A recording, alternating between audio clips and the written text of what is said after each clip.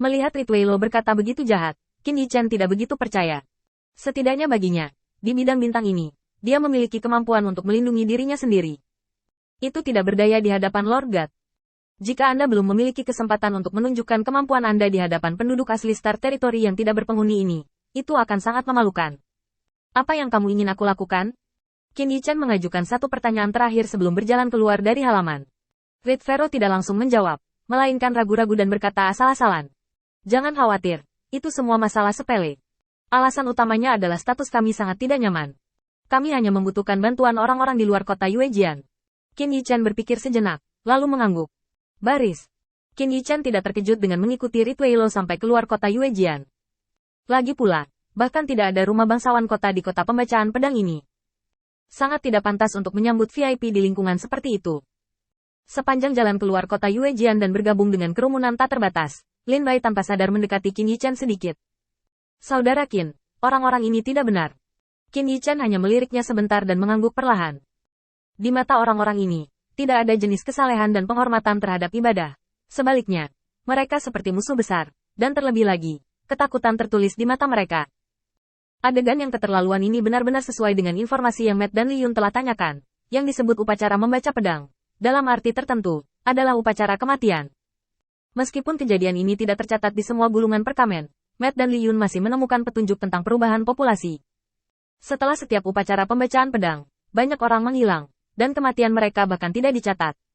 Seperti tiba-tiba menghilang tanpa jejak. Tepat ketika Qin Yichen memikirkan informasi yang ditanyakan Matt dan Li Yun, Red Pharaoh tiba-tiba mundur. Itu, kamu ikuti saja mereka, aku akan menunggumu kembali. Dengan mengatakan itu, Red Pharaoh kembali ke Sword Reading City, dan di tembok kota, ekspresi gugupnya secara paksa berubah menjadi senyuman.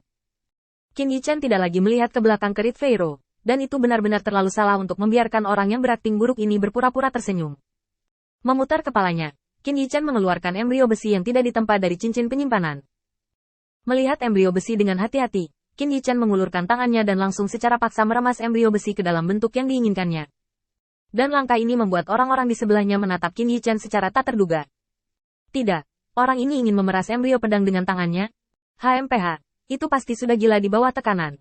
Orang normal tidak bisa memikirkan pendekatan seperti itu. Lupakan saja, dengan satu orang lebih sedikit, kita dapat memiliki satu pesaing lebih sedikit, dan mungkin masih ada harapan untuk bertahan hidup. Jangan membicarakannya. Hidup dan mati ditentukan oleh takdir. Tidak peduli seberapa banyak kita memikirkannya, bisakah kita memengaruhi pikiran Sang Xian? Bisikan orang-orang ini semua jatuh ke telinga Qin Yichen.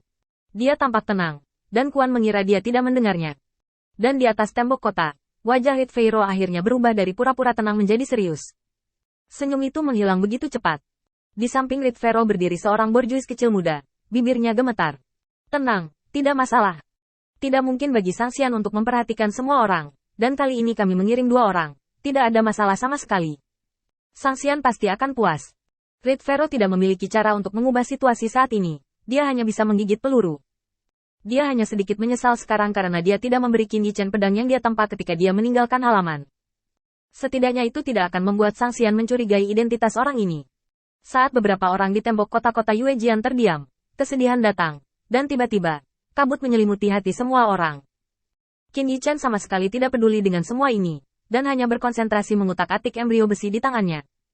Suasana tertekan semakin kuat, dan beberapa orang di bawah tembok kota akhirnya tidak tahan dengan tekanan, dan mereka berteriak dengan cara yang menyayat hati.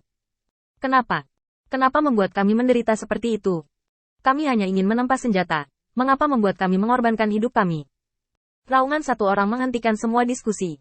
Qin Yichen mengangkat kepalanya perlahan, melirik pria itu, menoleh lagi, dan memusatkan perhatiannya pada tangannya. Tampaknya hal-hal yang benar-benar tidak mudah. Apa yang kamu teriakkan?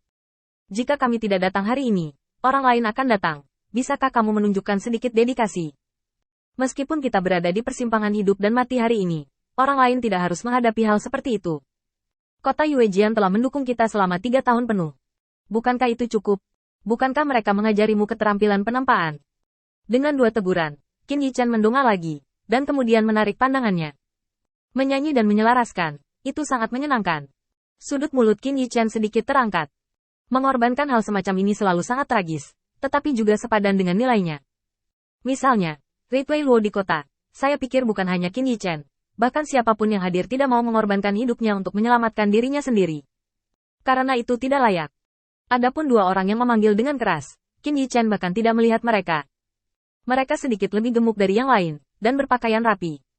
Di bawah keadaan mengetahui bahwa dia akan mati, suaranya tidak dalam kebingungan sedikit pun, dan bahkan tidak ada banyak ketegangan dalam suaranya, yang sama sekali tidak sesuai dengan keadaan seseorang yang tahu bahwa dia akan mati. Apakah mereka responden dalam yang menerobos kerumunan? Atau apakah mereka produk dari apa yang disebut sanksian yang dikompromikan dengan para elit di kota Yuejian?